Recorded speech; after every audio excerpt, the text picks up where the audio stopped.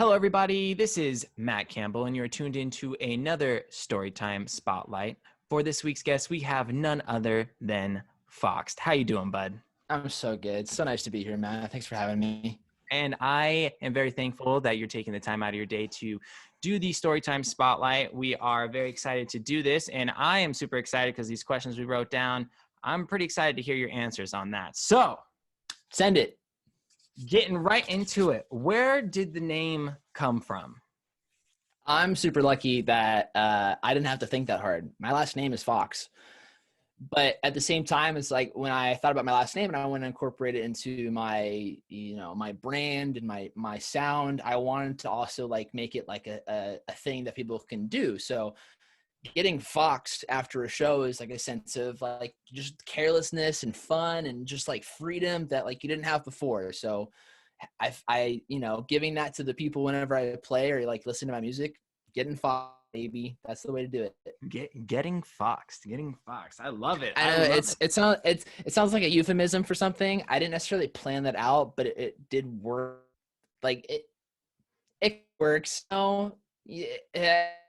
Yeah.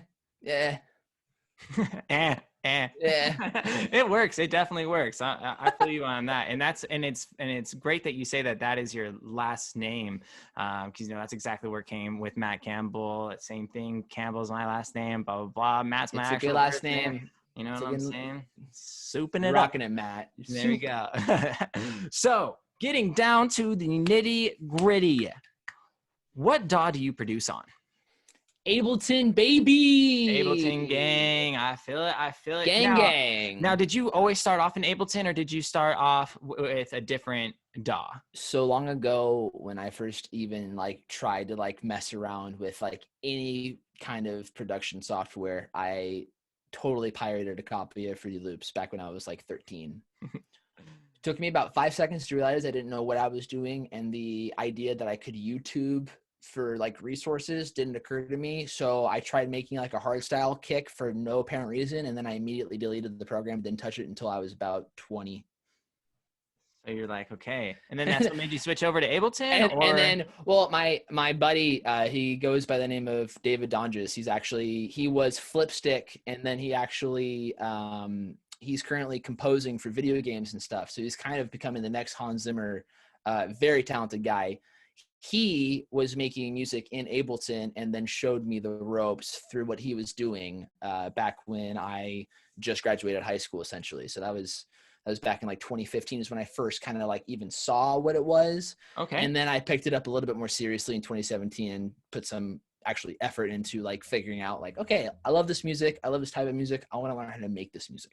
Yeah, absolutely. And it is very beneficial. Like you were saying, YouTube is a big thing to use. But if you have a friend who is who is producing on a DAW that you are using, it's like your own little mentor, you know? Nice. Yeah.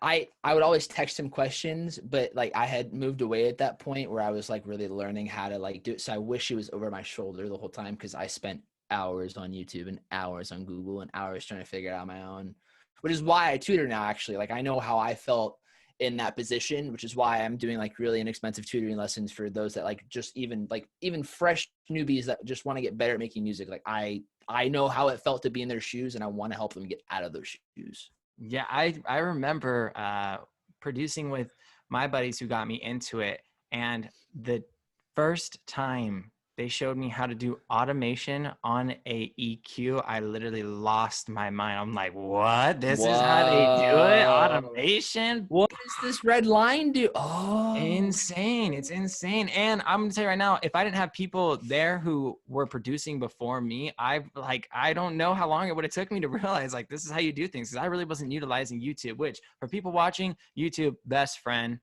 to learn on some things.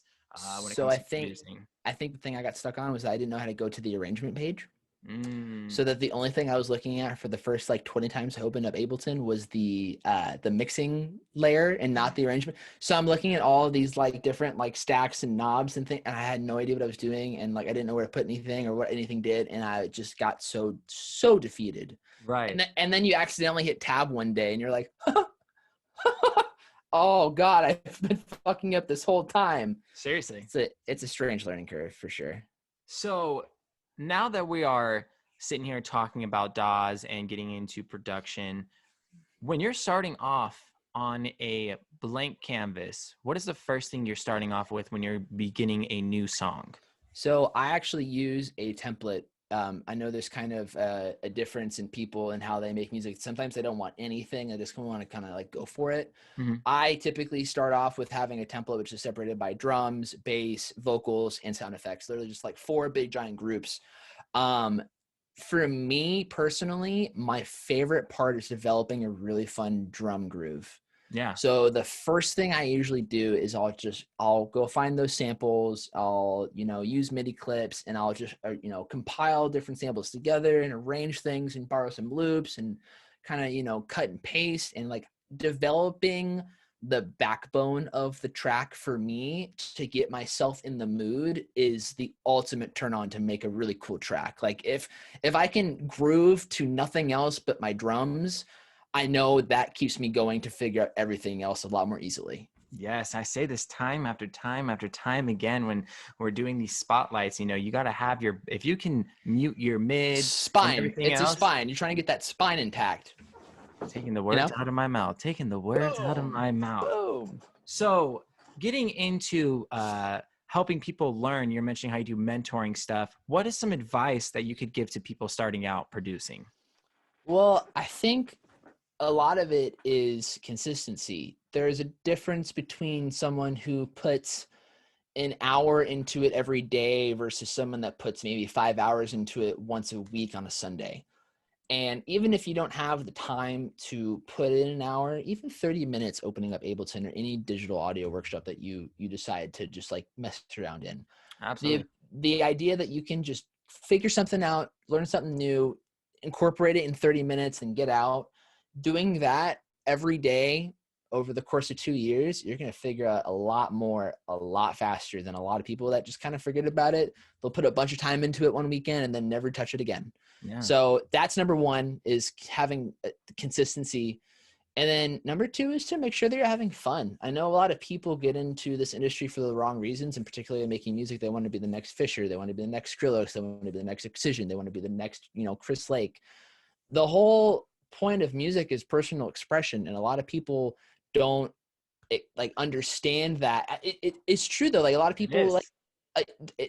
starting off making music, for a lot of people is like, I want to be a DJ, make it big, and fuck bitches, do drugs, and go on tour. Like, well, your creativity and your output and your ability to make things that are worthwhile to you and anyone else is completely diminished with that mentality. So reminding yourself to have fun while trying to figure out new things is so important. And a lot of people get either too caught up in like the goal of like dreaming big, which is fine.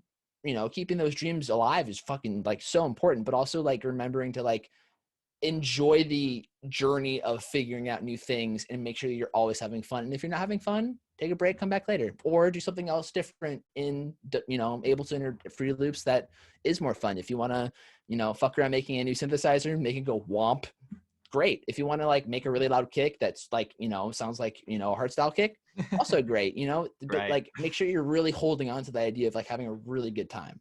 Yeah, absolutely. And consistency is a big key So to important. this. And also too, you'll see so much self growth. I mean, I'm pretty sure if you upload and play the first track you ever completed right now I won't. to something I won't. Not gonna compared to happen. something that you have now, Stop talking about it. you'll see the difference. And you're like, man, I did a lot of growth in these types of environment, and consistency really does help with that. So that is something to And really take that's why note. I'm lucky that the pandemic happened, which is so unfortunate for so many people that like this last year and even continuing now. I mean, heard a job report that 720,000 jobs were still lost last week, which is less than the week before, but that's still a whole bunch of people. Yeah.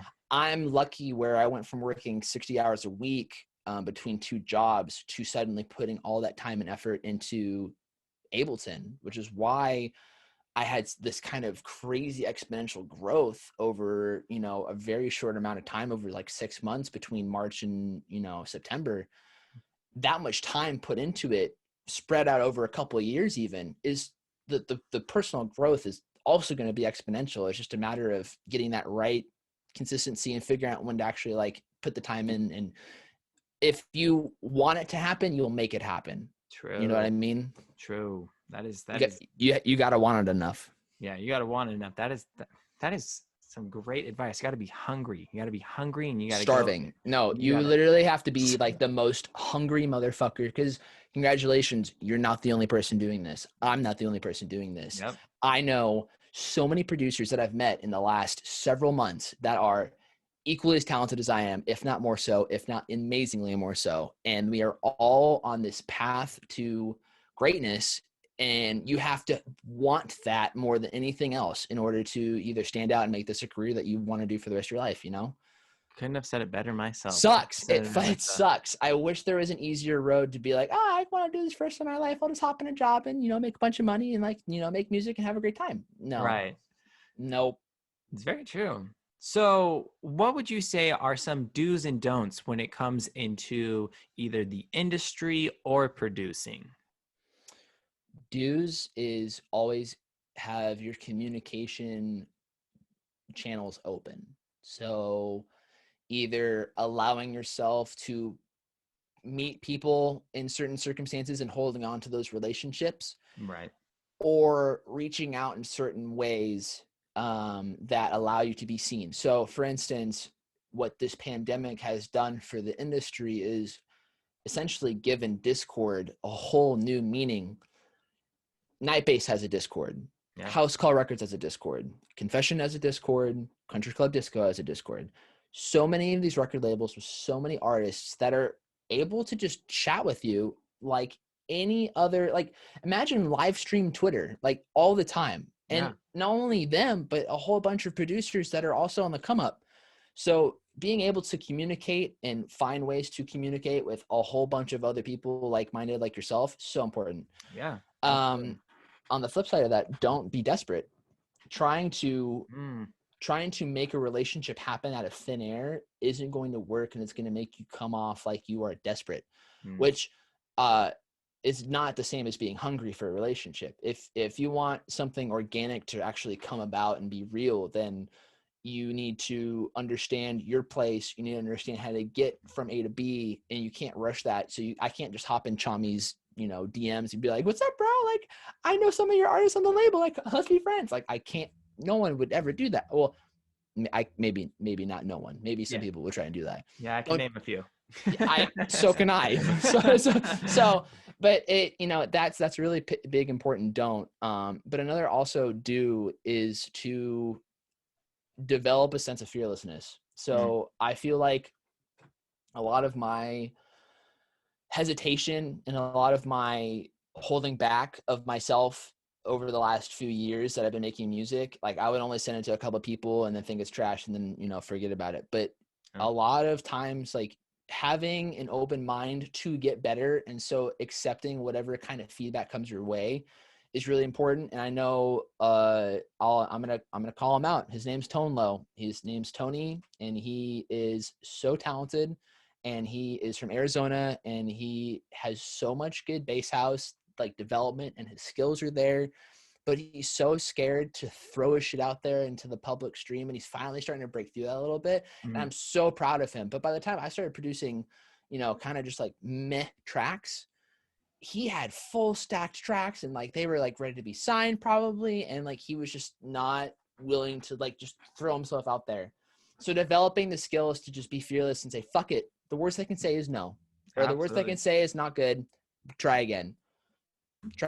Absolutely. Try fucking again. You're not, what do you have? Like, actually, what do you have to lose? Yeah, absolutely. Think about that.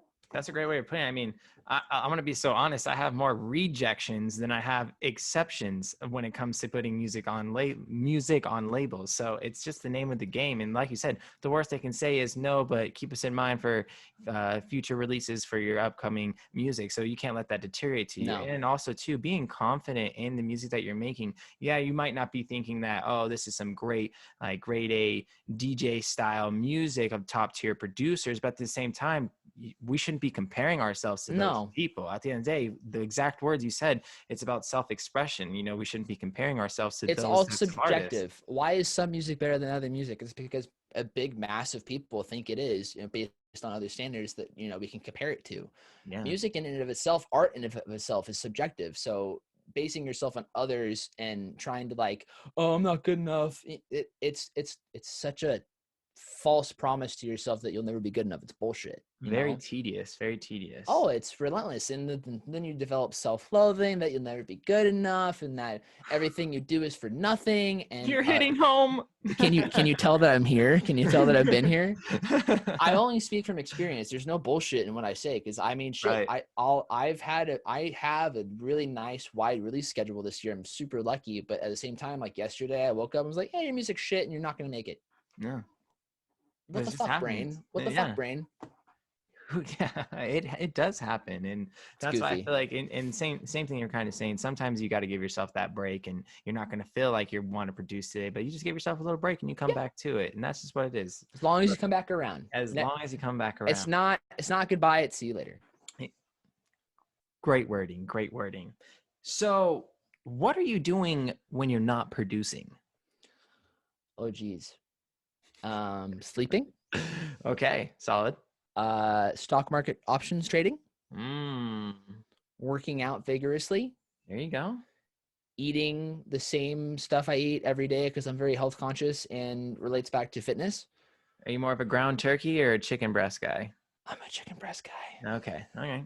I'm not judging. Fun fact. It's fine. A really big bodybuilder friend of mine showed me the world of sous videing, which is essentially like putting things in a hot water bath and letting it just kind of like cook. I hate cooking. Like, not to say I hate cooking, but it's like I'd rather be doing other things.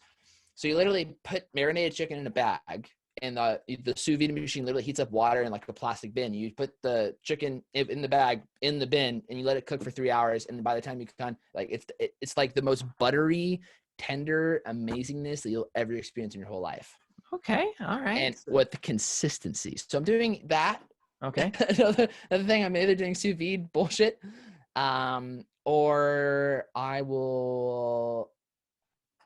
Well, to be fair, a new development is that I'm trying to learn how to use Photoshop, After Effects, and Adobe Premiere. So I'm really trying to be like a jack of all trades right now. So beneficial. My recreation is learning at this point. Like I really do enjoy YouTubing and sitting down and trying to figure out how to do all these new things. Cause like I want to be super self-sufficient by like the end of this year. I want to be able to do kind of everything, not necessarily everything well. Music's the focus, but I want to be able to know what I'm doing within every facet of my life.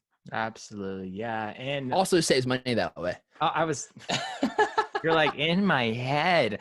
Yeah. It's because we're good friends already, man. You see what I'm saying? And I can't tell you how many times I've been waiting on the graphic artist to send me over something for cover art or just like a preview video. And I'm just sitting there with my and maybe it's really good, but it's not exactly what you want. So then you have to send it back and get something back in return. Gotta wait another 2 weeks. You knew what you were doing. You could just adjust it. You could just do it ourselves. It's like, man, yeah, I'm trying to learn more on Photoshop as well. I feel like that's a super beneficial thing to learn, not only just for necessarily for producing and like other things along that line, but it just helps as like, like if you want to make like a funny meme, like, just like let the comedic side of yourself come out, or like, stupid little things. And once again, it's another form of self-expression. So another outlet that you can not necessarily run but fall back on in case you're not having a good music day. Fuck off. Like for instance, the most fun I've had on Photoshop the last few days, or a few weeks rather, is I made little emotes for my Twitch channel. Okay. Like the little things so that are fun animated in the corner. Yeah, exactly. Yeah. So fun. And so fun. And then I made like little like chat emotes, and like now every time a subscriber up, like I have a little like fox next to their name. Like I did all of that in Photoshop. And just spent like 4 hours doing it one morning. And it was the most fun, just making the stupidest shit. It was a great time. That's actually so fun. That's actually pretty awesome to see, especially someone they subscribe and then you see a little fox. That's pretty fun. The interaction. So trying to engage. Trying to engage. So what would you say 3 things that you cannot go without in a day are? Don't say water. Don't say oxygen. Like, those are your basic answers. I need to know 3 things you cannot go without in a day. Physically, like tangibly. Mentally, physically, So you name it. my best therapy for myself, because I have a lot of pent up, thoughts and not necessarily aggression, but anxiety, stress. My go-to is that I have to work out sometime in the day. That's like my temple. That's like my zone. I'm not a religious Yep. person. I don't have a church to fall back on. I don't have any kind of spiritual beliefs to fall back on. I fall on myself when I'm down. And so my reliance is on the gym for that, because I am developing myself and trying to be better than who I was yesterday. And that makes me feel good. So that, number 2 would probably be my Apple Watch. Really? Okay, that's new. Okay, the Apple I'm Watch. not a watch guy up until a couple of years ago, but Mhm. for some reason, the fact that I can get notifications and look at my watch, but not actually have to do anything about it, Yeah. with pull up my phone and stare at my phone and do get lost and mesmerized and find myself on TikTok, and then, oh, it's 5 hours later. How did I get here? I can kind of just peek at my watch and be like, oh, okay, and not think about it. So that's 2. And then I guess number 3 would have to be, oh geez. I'm really trying to think. I'm looking around my room for inspiration. Oh gosh. And now, word from our sponsors. Guilty. If you asked me a couple months ago, it would have been my Jewel. Your Jewel, I know. Which I'm trying. I've done a very good job over the last, I do this thing where I hop in waves. So 1 month I'll be on, 1 month I'll be off. I'm right there. 1 month I'll be on, 1 month I'll be on. So if you asked me 2 months ago, it definitely would have been like that. I think if we're gonna do a number 3, I think the thing I have to, it's probably my friends, if that counts. Yeah, absolutely. I have a pretty diverse group of friends in multiple groups that I can always fall back on. And they are all beneficial for so many different reasons and have so many different personality traits that I can just not pick and choose on the day, but if I'm in a certain mood, I can always fall back on one group. If I'm in a different mood, I can fall back a different group. And I am lucky to have a wide range of friends that I can not live without. Yeah, and nothing beats hearing "You got a friend in me." You know what I mean? Someone to just be there. We love some Toy Story. You know, you know what I mean? That is the truth. That's the good old truth. So, another curveball question for you. If you could turn any plugin, okay, here we go. Batter up. If you could turn any plugin into a person and be friends with this person, what plugin would it be? That's what mood I'm in. If I were going to marry a plugin. Oh, okay. All right, marry a plugin. It would have to be Serum.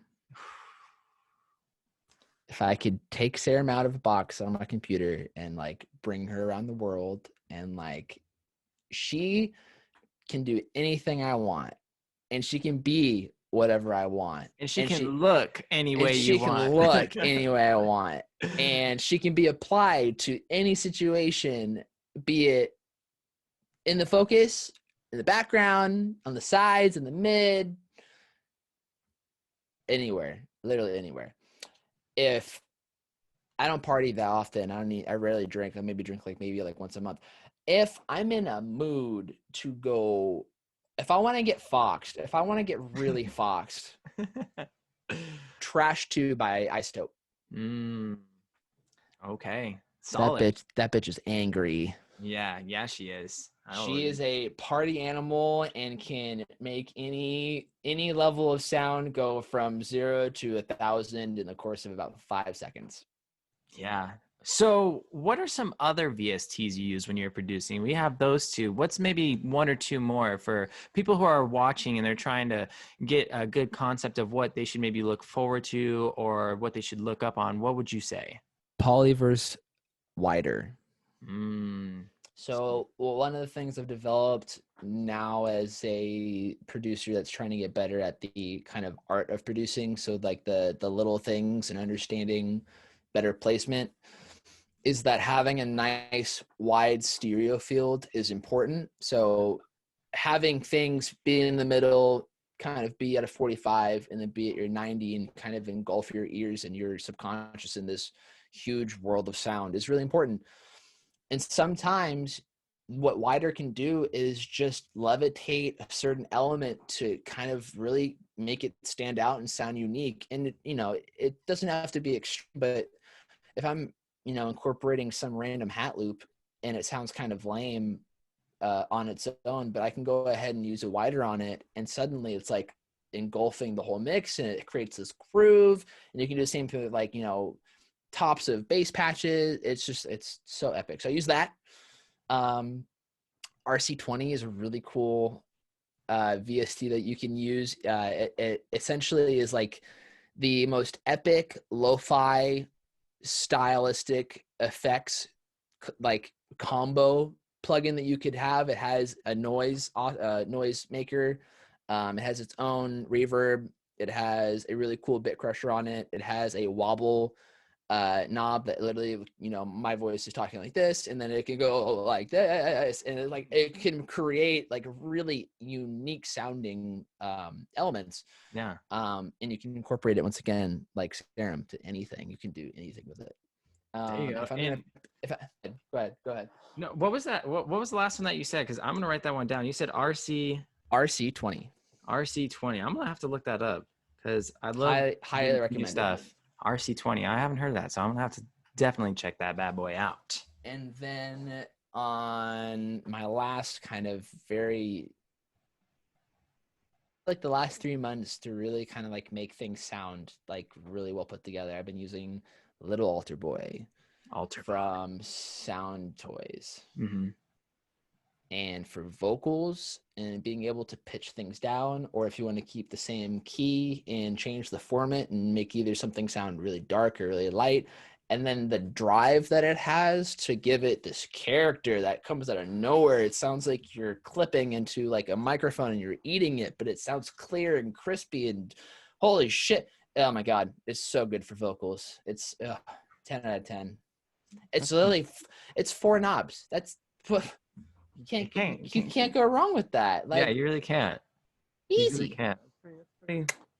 I'm glad I got to write some of these down, because look at that. I'm learning something new today as well. That's a chef kiss within itself. So when you're sitting down and you're producing, we all have these little snacks that we like to snack on when we're producing. What would you say your go-to snack is? Adderall and cocaine. Sorry, what? No. Oh geez. Honestly, like, I'm a blueberry guy. Ooh. I kind of like, I love okay, well, if we're gonna be honest, blueberry peanut butter. Not together necessarily, but those are my snacks. Blueberries and peanut butter. Blueberry and peanut butter. Not bad, not bad. So you're kind of a little bit sweet, a little bit salty at the same time. It's the only sweet elements I like. I'm not like a sweets guy at all. I don't like cake. I don't like cookies. I don't like all sorts of shit. I love fruit, and I love that like salty sweet peanut butter shit. Mm-hmm. I'm right there with you. My favorite snack of all time is a pistachio. It has nothing to do with either of those, but dude, simple, and then the aftertaste, yum. Whew. Delish. So what are some things that people do that get on your nerves? In the industry or in life? In your life. Okay, I have lost friends. Well, not lost. I have made the conscious effort to remove friends over this. And I think it's good to talk about. There's a difference between active listening and then following up with a response, which is like, you know, a normal human thing. Right. And the opposite of that is waiting to speak, so that you are currently not really paying attention to what someone is saying.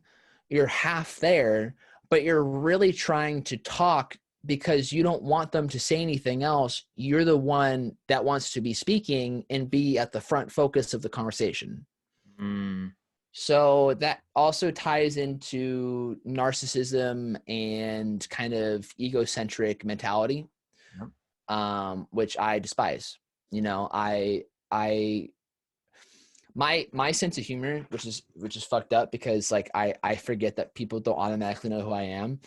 My Right. sense of humor is coming off like a cocky douchebag to like my friends that I have that has no backing behind it whatsoever. And then sometimes I'll do that to other people and they actually think it's, and I literally, I'm like, Andrew, you can't do that, dude. You literally can't joke with people like that because they actually think you're being serious. Like you've known them for 20 seconds. So Right. I do my very best not to ever come off like that because I know how much it bothers me. And the self-focused people that like don't give a shit really about what you have to say. Hmm. Ugh. Like, Yep. have you seen that TikTok like trend of like the like people like flinching in various aspects at all? I don't know if you.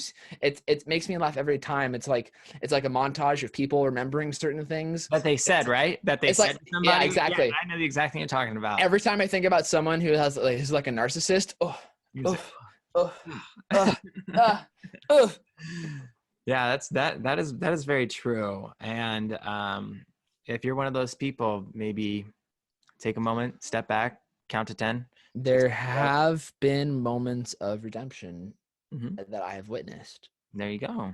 So it's never And say then never. there are also people that have concreted their mentality and are not looking back. So, Right. Yeah. hey, That's good. That's good. They weren't supposed to be on the path you're on either. So everyone had to part ways, and it's okay. That's okay with that.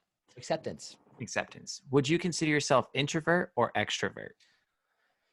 So I used to be an introvert. Hmm. I used to be overweight, acne ridden, long haired, glasses wearing, non athletic video game nerd. And then I realized one day I didn't want to be any of that anymore. So I literally tried to do everything to change that. So now, and also the consideration that if I imagine myself 7 years from then thinking about me wanting to be 100,000 people playing music and DJing, I would have laughed at myself like you're a fucking idiot. Like there's no way. And now I crave in front of the people playing music and like I want to be in charge of everyone's emotion on the dance floor like that. I like strive to be back in that position because it's like the best. It's like that's my heroine. Like I want people to see me and I want to show them my world of music so that we can all dance together. Oh yeah. So I am a hardcore extrovert now, although I do have introverted tendencies where I would rather be at home Yeah. and working on myself or working on things that I'm working on. Yeah. And a note to people who are watching this, it's okay to work on yourself. It's okay to give yourself some uh solidify some time to either get to know yourself better, because sometimes we're so focused on pleasing other people around that we don't make ourselves happy. So it's okay to stay inside. It's okay to be alone, and it's okay. These are things that we need to make normal. This man is speaking truths. And that's what we're about here. And I think it's come down to the thing in culture and society where it's like it's so frowned upon to be by yourself and to be alone. And yeah, trust me, it does get sad, but at the same time, like over this last year, I feel like I learned so much about myself. And Me it wasn't too. it wasn't because it wasn't because I never did it. It was just because was so focused on everyone else around me that when they took away the atmosphere of being able to be social and you're like forced to stay inside, you kind of realize more stuff about yourself. And it's a good thing. It's a good thing. And you start to learn 100%. more about yourself and get to know what you like, what you don't like, what you want in your life, who you want in your life, because they My do mom say, keeps using the same, like the term, the great pause. You're oh, able to pause mm. and then think about it, but keep going, keep going. Like bring So, it. the main thing I was going to say before the great pause, the main thing I was going to say was I've noticed you do become like the three people you surround yourself with the most. And if you're around a bunch of people who are not on the same field you're wanting to be on, unfortunately, it's going to be a harder trip for you to get where you need to be. You got to surround yourself with people with like minds, and you also have to be somebody who's not always there to be the yes man. It's okay to say no, and it's okay to live your own damn life. This man is speaking the hard facts right now, ladies and I'm gonna gentlemen. write a book. I'm gonna write a book. No, I'm just kidding. I'm gonna be your book club president. Let's do it. Once my ADHD settles down, and I'm gonna just Let's go, dial in. You know baby. what I mean? So, what's the last thing you watched on TV? Oh, geez.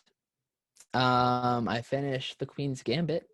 I need to start that. I've heard Honestly, 7 episodes of a show not about chess. I mean, it's about chess, but it's also about a young woman dealing with a fuckload of trauma and like figuring out herself and like also like having moments of like self revelation and understanding that like if you like put your mind to things you can do them, and also like even if you're an asshole you can change yourself from being an asshole.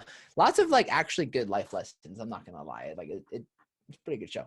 And then on the flip side of that, I also finished Big Mouth. Oh, the new season came out, and I'm like babying it. I'm like trying not to like I crushed it in like 2 rush through days. and just binge See, watch. what's funny about Big Mouth is that when I first saw it, I thought it was the most vulgar bullshit on TV. And then you realize, like, oh my God, everything is so relatable. I've already been through all of this, and now someone is talking about it without any kind of rules. Oh my God, it's so funny. It's so sad. It's It literally is one of the best shows. I'm so impressed. it, Nick Kroll, if you're ever watching this, I love you, sir. You are brilliant, and I appreciate all of your multiple voices. I was just about to say, I can't believe I thought all the other people were different people. Come to find out, most of those characters are actually his voice, which is like insane. Then I find it to be pretty great hidden talent for people. Andrew, oh my God. I can't even do Lola. I don't even know why I did solid. that. I'm so sorry. I will say I have been watching Letterkenny. I don't know if you watched that show. It's on. Haven't you heard of it? It's pretty good show. Watch it with subtitles because I believe they're in Canada, but it is a super funny show. But it's like they speak way different than I don't understand. I don't have the right wording to explain how they speak, but super funny. Is it like Minnesota, like Canada, like lots of ooh? Yeah, kind of. But they reference a lot of stuff that it's like subtitles makes it so much easier because then it's like it would just go by your head, but reading it with subtitles, it's like all yeah, right, like I that. got you. And have to plug this movie in because I just watched it the other day.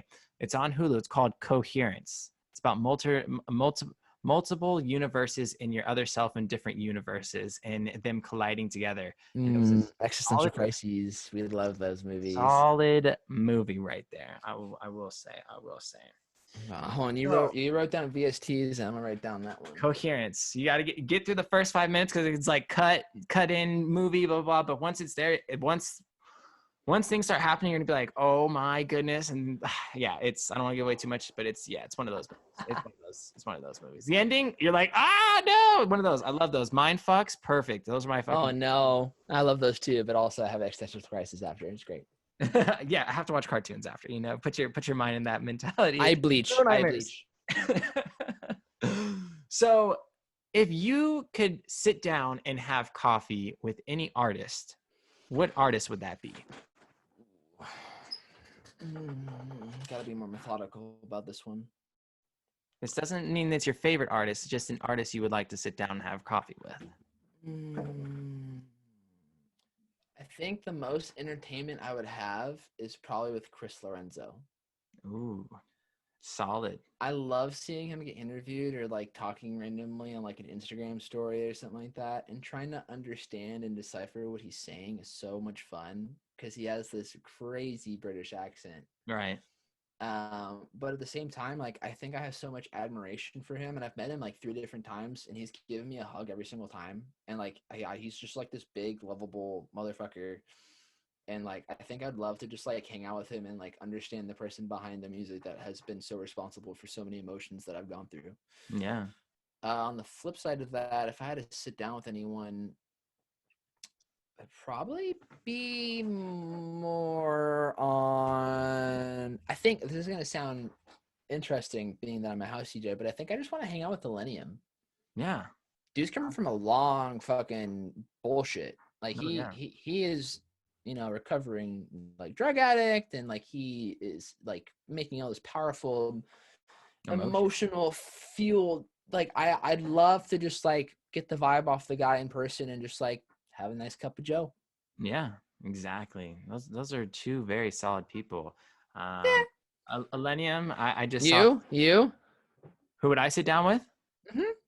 I think I would really want to sit down with Lee Reynolds, and I don't know if you know who that is I from. have hung out with Lee Reynolds very briefly. Um, all I'm gonna say is I was at a music festival, and I definitely was on some acid.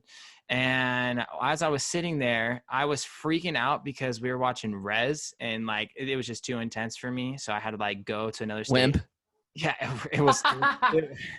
I'm just I kidding. literally. That was a joke. I'm sorry.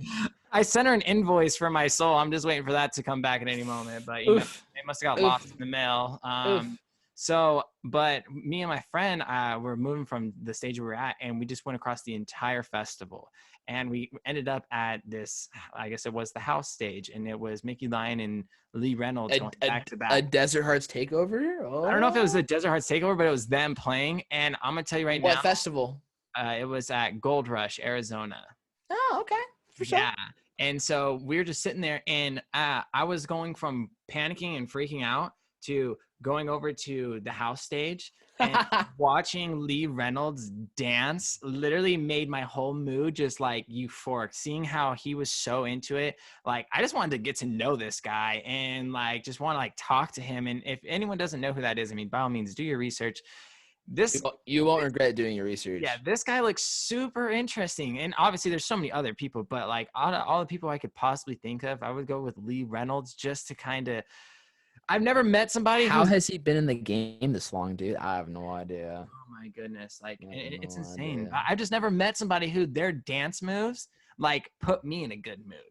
Like as an artist, Facts. you know what I mean? And his dance moves, oh my It's the goodness. vibe. He Top puts out the tier. good vibe. Dude, great energy. And so I definitely enjoy a nice cup of Joe with Mr. Lee Reynolds. I think that would be a very beneficial. I feel like he'd be hugging you the whole time and just like love you. I would be perfectly fine with. Honestly, I'd be so excited. I I'm. want a hug from Lee Reynolds. Yeah, I feel like there's a lot of artists out there that would be great conversation, but I feel like there's through the music scene experience, you know, going from festivals and shows and everything like that, people who are getting into the scene, you'll find somebody who you have no idea who they are, and then you're gonna come across them, and you're gonna be like, holy shit, like I like this person. I'm happy that I came across this person. I'm happy I was freaking out at this stage because I would have never found out about this person over at this stage. And so That happened to me at Beyond Wonderland in 2015. No, I know it's so hard to remember the years nowadays.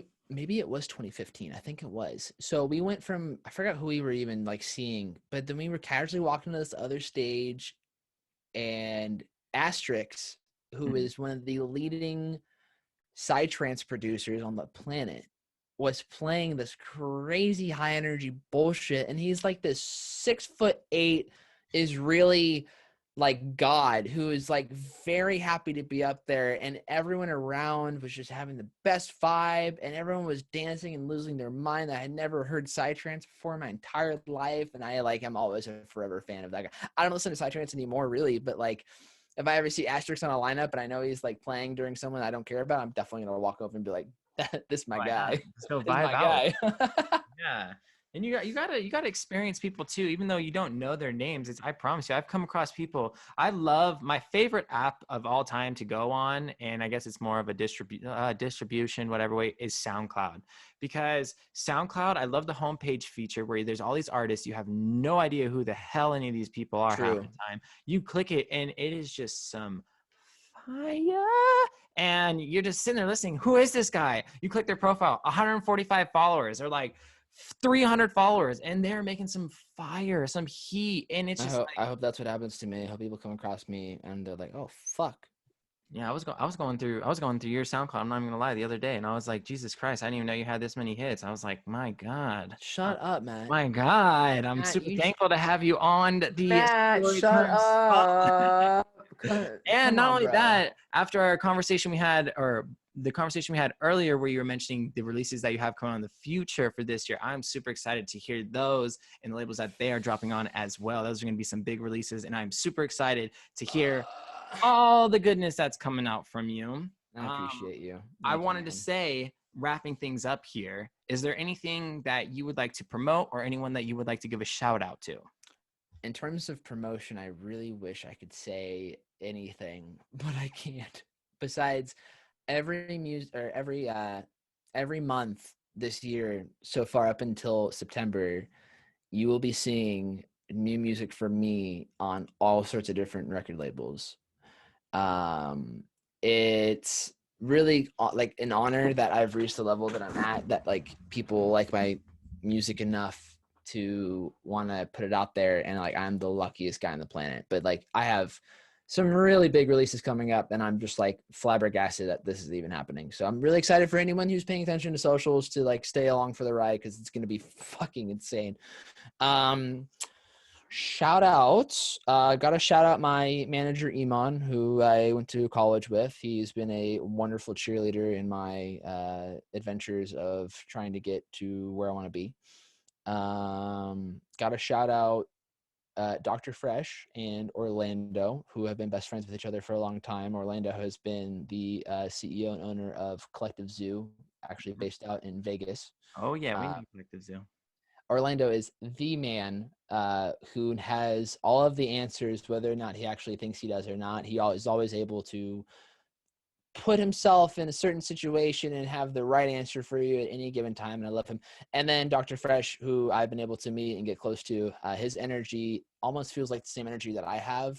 And we haven't ever like met in person, but like just communicating either through Discord or through texts and everything like that. Like, he matches who I am in so many ways that like it's like contagious. Like I want to like follow him on, like I want to be like a fly on the wall and just like be around him. Like he's the coolest guy. And then really quick, I gotta shout out all of my collaborators that I've done this year. Chuck Shadow, Arctic, Price, Avenue, Phantom Freak. Oh God, there's so many that I've like I this year has been incredible for me to like make so many friends. DJ Samani, bunch of people that are either known or not known. Nolifant, Gray Matter, shout out Sub 49, record label based out of Seattle that signed my EP that came out in July and got to #1 on Bass House releases and #2 on global releases. Like, holy fuck. Yeah, I think that's about it, really. There you go. And I would shout out a fuckload of other people in like 6 months from now. Oh, more importantly, last one, promise. Shout out Trust, TRST with a period. He has been able to guide me in certain directions in the last few months, and we have a collaboration on a really big label coming up in May. And his guidance as a friend, as a human, as a producer, as someone in the industry has been so valuable, and I am forever in his debt, and I love him to bits.